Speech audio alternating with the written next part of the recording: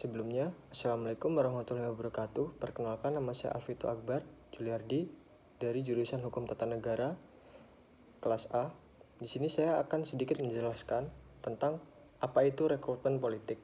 Rekrutmen politik dapat diartikan sebagai proses penentuan orang-orang yang akan menjalankan fungsi sistem politik suatu negara melalui lembaga politik yang tersedia.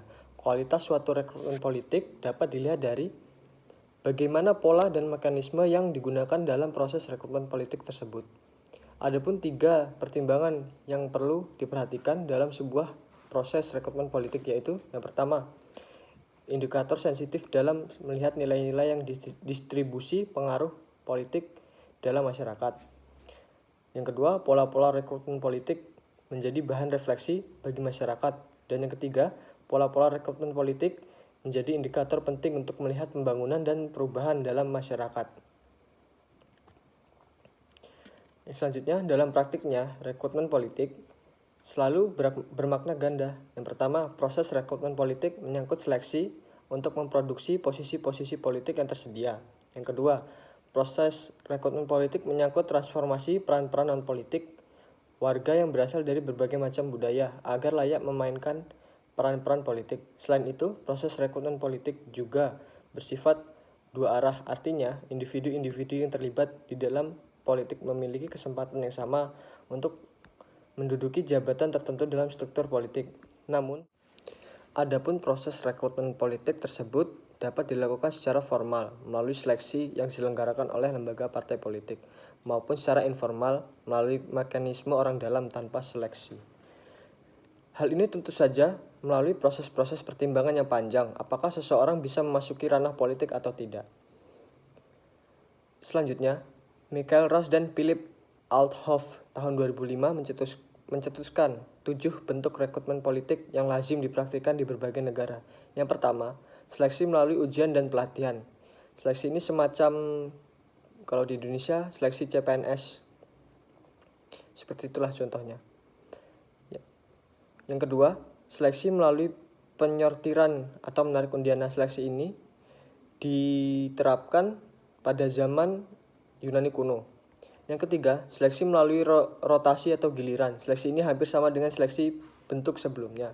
Adapun seleksi ini bertujuan mencegah dominasi dari sekelompok elit politik tertentu yang ingin menguasai berbagai jabatan politik yang strategis. Yang keempat, seleksi melalui perebutan kekuasaan dengan jalan menggunakan kekerasan.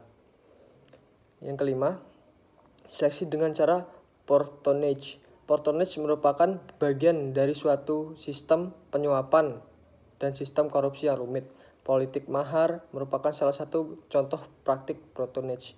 Yang keenam, seleksi dengan memunculkan pemimpin-pemimpin alamiah. Yang ketujuh, seleksi melalui koopsi, yaitu seleksi yang dilakukan oleh pemimpin-pemimpin untuk memilih figur tokoh agar masuk ke dalam sebuah organisasi politik. Selanjutnya, partai politik sebagai sarana utama dalam rekrutmen politik. Dalam proses rekrutmen politik, partai politik memegang peranan yang vital dalam menyiapkan kader. Apa itu kader? Kader adalah orang atau kumpulan orang yang dibina oleh suatu organisasi, baik sipil maupun militer. Kader berfungsi sebagai pemihak atau yang membantu tugas pokok atau fungsi organisasi tersebut. Kata kader biasanya disebutkan dalam partai politik sebagai orang atau sekelompok orang yang dipercaya meneruskan kepengurusan partai politik tersebut. Nah, lanjut lagi. Menyiapkan kader yang dibutuhkan untuk suatu jabatan politik tertentu. Miriam Budiarjo tahun 2015 menegaskan bahwa salah satu fungsi partai politik dalam negara demokrasi yaitu menyelenggarakan rekrutmen politik. Partai politik inilah yang menjadi perpanjangan tangan untuk meningkatkan partisipasi politik di tengah masyarakat. Partai politik inilah yang menjadi perpanjangan tangan untuk meningkatkan partisipasi politik di tengah masyarakat. Partai politik memegang tanggung jawab untuk membentuk kader politik agar bisa menjalankan sistem politik negara dengan baik. Partai politik membedakan secara tegas antara kader partai politik, anggota partai politik. Anggota partai politik mencakup semua orang yang terdaftar dalam anggota partai, baik aktif maupun pasif. Sementara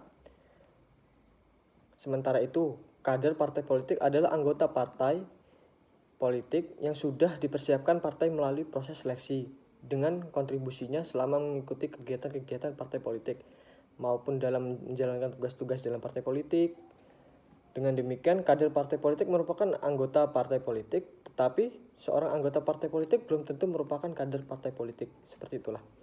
Agar kader partai politik dibentuk dalam proses rekrutmen politik, memiliki kualitas yang unggul, Bambang Yudhoyono tahun 2001 memaparkan 6 langkah yang perlu dilakukan partai politik untuk menjalankan proses rekrutmen politik tersebut. Pertama, melakukan seleksi calon kader. Yang kedua, menyelenggarakan pendidikan dan pelatihan kader tingkat dasar. Yang ketiga, penugasan pertama untuk mematangkan pengalaman di lapangan. Yang keempat, menyelenggarakan pendidikan dan pelatihan kader tingkat lanjutan. Yang kelima, pelaporan average, yaitu upaya menempatkan kader pada posisi sebagai pionir dalam melindungi partai politik tersebut. Yang keenam, melibatkan para kader untuk kegiatan diskusi dan seminar sekaligus mengukur pengalaman para kader politik tersebut. Yang selanjutnya, rekrutmen politik dalam sistem politik Indonesia. Pola rekrutmen politik di Indonesia pada masa Orde Baru dilakukan secara semi terbuka. Hal ini dapat dilihat dari dominannya peran Lembaga Pemilihan Umum (LPU) dalam melaksanakan tugas rekrutmen politik. Meskipun partai politik sudah menyiapkan kader, tetapi LPU dapat menolak para kader tersebut untuk ditempatkan pada jabatan-jabatan tertentu karena dianggap berseberangan, tak sesuai dengan ideologi pemerintah, atau merupakan anggota dari organisasi yang dianggap ilegal pada masa itu. Dengan kata lain, kriteria perekrutan politik pada saat itu dilihat dari seberapa mampu bekerja sama dengan pemerintah dan seberapa mampu mengakomodasikan segala kehendak perintah pada saat itu. Selanjutnya, sementara itu, pada masa reformasi, proses rekrutmen politik sudah mulai dilakukan secara terbuka. Setiap orang dapat kesempatan yang sama untuk mengikuti proses rekrutmen politik. Akan tetapi, di sisi lain, semangat kompetensi dalam proses rekrutmen politik tidak sehat. Hal ini dapat terlihat dari banyaknya anggota calon legislatif yang tidak siap kalah saat pemilihan umum berlangsung, serta beragam konflik-konflik bernuansa politis yang terjadi di berbagai daerah di Indonesia. Selain itu, pelaksanaan rekrutmen politik di Indonesia juga belum maksimal yang diterapkannya. Hal ini dapat terlihat dari proses perekrutan anggota yang lebih mengandalkan basis massa yang cenderung bersifat primordial daripada melihat kompetensi para kader tersebut.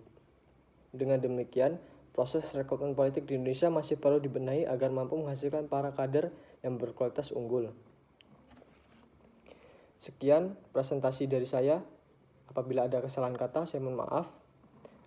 Dan kepada Allah saya mohon ampun. Wabillahi taufiq wal hidayah. Wassalamualaikum warahmatullahi wabarakatuh.